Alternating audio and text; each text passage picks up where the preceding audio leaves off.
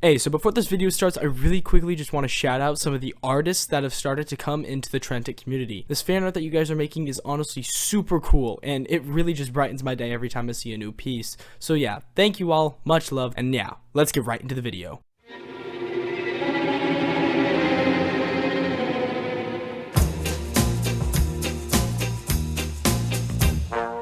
Gorilla Tag. Oh boy, where do I even start with this?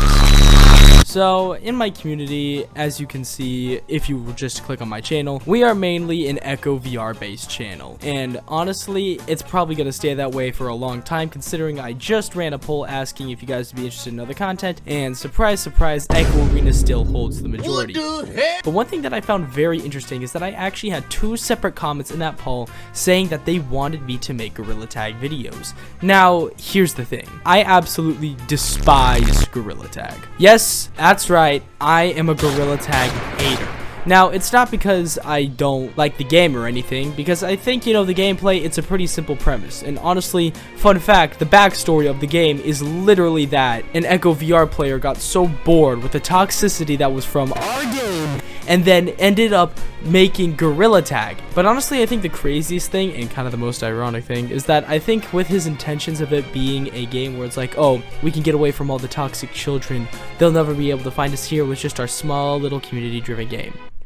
And then it becomes the biggest game on the MetaQuest 2, therefore driving all of the toxic children towards here. And honestly, I find it very funny, but honestly, on my channel, we don't really talk about Gorilla Tag that much, so I'm sure for many of you, this is a huge shocker that I would even be making a video on this. But you know, I just kind of want to rant right now, so that's what I'm gonna do. So before we get into the main reason why I absolutely despise this game, which honestly actually doesn't have to do with the game, I have to first talk about the community of Gorilla Tag. So it's pretty easy to see that Gorilla Tag has obviously spawned this community of basically 9-year-old or below kids who probably got a VR headset for Christmas, mainly a MetaQuest 2, and learned how to not control their own actions. Especially when it comes to verbal language, that seems to be a huge problem. And honestly, this by itself isn't really that bad of a thing. If a game has a toxic community, it's usually fine because all of the nice people usually leave,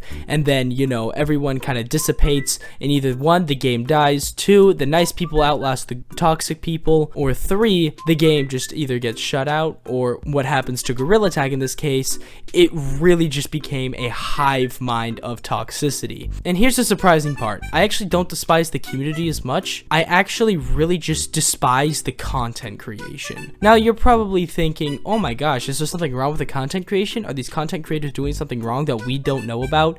And I'm gonna say now, no. This is purely not the content creator's fault. They're just following the trends, and I have nothing to blame against them. Basically, I'm jealous as frick that Gorilla Tag, and Gorilla Tag only, is the most popular YouTube niche. Like, you could post a video on Gorilla Tag, and if it's good, or the community deems it as good, you will get at least, that's right, at least 1,000 views a video. Meanwhile, you find other games like Population 1 and Echo Arena with people who could barely crack 1,000 views a video unless it's a good day. And honestly, I could probably compare Gorilla Tag in terms of its content creation appeal to something like TikTok. You have to make videos for a community that you probably on the inside absolutely hate, and the game probably is not the best because of that. But on the flip side, you get massive growth. Like, insane, make a career out of this type of growth. And when I say make a career, I'm not even lying. Most people probably know a career in a VR niche is probably something like Thrill Seeker or VR Oasis, where you have to be the biggest of the big, having a whole production team behind it, and making these crazy tech reviews and news and stuff like that, keeping up with the latest trends.